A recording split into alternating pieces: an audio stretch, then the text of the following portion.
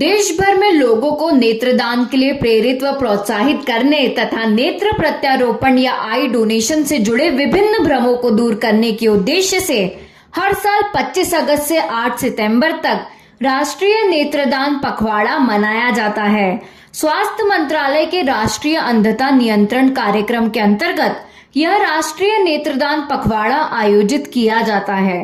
15 दिनों तक सरकारी व गैर सरकारी स्वास्थ्य व सामाजिक संस्थाओं द्वारा विभिन्न प्रकार के जागरूकता व जांच कार्यक्रमों का आयोजन किया जाता है ताकि लोग नेत्रदान के महत्व को जान पाए। यह जानकारी पुणे के प्रतिष्ठित ऑप्थेल्मोलॉजिस्ट एवं महाराष्ट्र ऑप्थेल्मोलॉजिकल सोसाइटी के पूर्व अध्यक्ष डॉक्टर संतोष भिड़े द्वारा आज का आनंद न्यूज नेटवर्क के प्रतिनिधि से साझा की गई। शहर में पिछले 33 सालों से डॉक्टर संतोष भिड़े प्रैक्टिस कर रहे हैं। डॉक्टर संतोष भिड़े ने राष्ट्रीय नेत्रदान पखवाड़ा के अनेक पहलुओं के बारे में यहाँ जानकारी दी। हर साल 25 अगस्त से 8 सितंबर तक आई डोनेशन अवेयरनेस पखवाड़ा भारत देश में सेलिब्रेट किया जाता है। आई डोनेशन के बारे में काफ़ी सारे मिसकंसेप्ट्स या मिथ्स लोगों के दिमाग में हैं।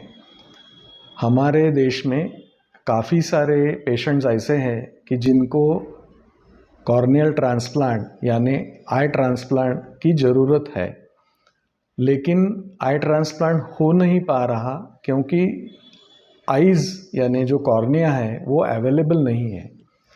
वो कॉर्नियाज़ अच्छे क्वालिटी के कॉर्नियाज़ अवेलेबल होने के लिए जनमानस में आई डोनेशन का जन जागृति होना बहुत ही ज़रूरी है। इस चीज़ के लिए ये पंद्रहड़ा सेलिब्रेट किया जाता है।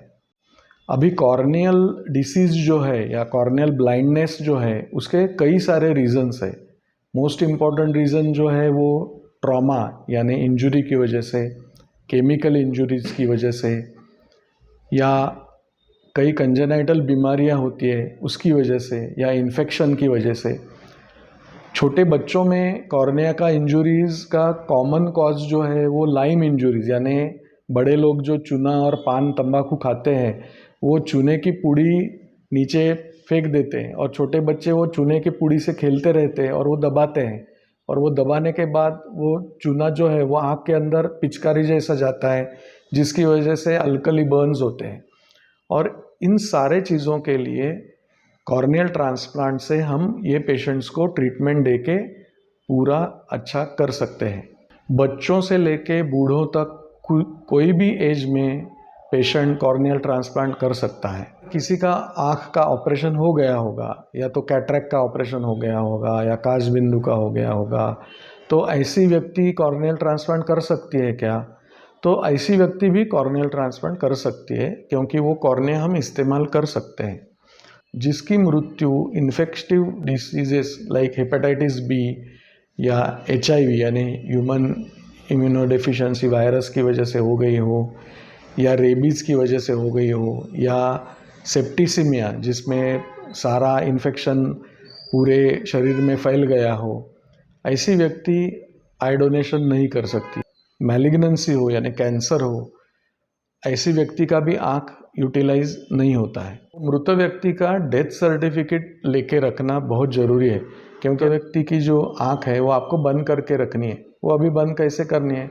आप सिर्फ पलक बंद करके रखो, उसके ऊपर कुछ मत रखो, क्योंकि अगर आँख खुली है और आपने उसके ऊपर कुछ रख दिया तो कॉर्निया डैमेज हो सकता है। आँख अगर खुली रह गई तो भी कॉर्निया सूख जाने से डैमेज हो सकता है। अगर आपके पास कोई आँख का एंटीबायोटिक ड्रॉप है, सिर्फ एंटीबायोटिक जिसमें स्टेरॉइड नहीं है, ओनली एंटीबायोटिक ड्रॉप, वो एक एक बूंद आँखों में डालो और पलक बंद करके रखो। एक आँख से हम 2 व्यक्ति या ज़्यादा से ज़्यादा 3 व्यक्ति को भी हम दृष्टि का दान दे सकते हैं। नेत्रदान को महादान कहा जाता है क्योंकि इस दान से दृष्टिहीन लोगों को दुनिया देखने का मौका मिलता है। इसलिए हर किसी व्यक्ति को नेत्रदान करना चाहिए। ऐसे ही खबरों के लिए जुड़े रहिए आज का आनंद न्यूज नेटवर्क पर।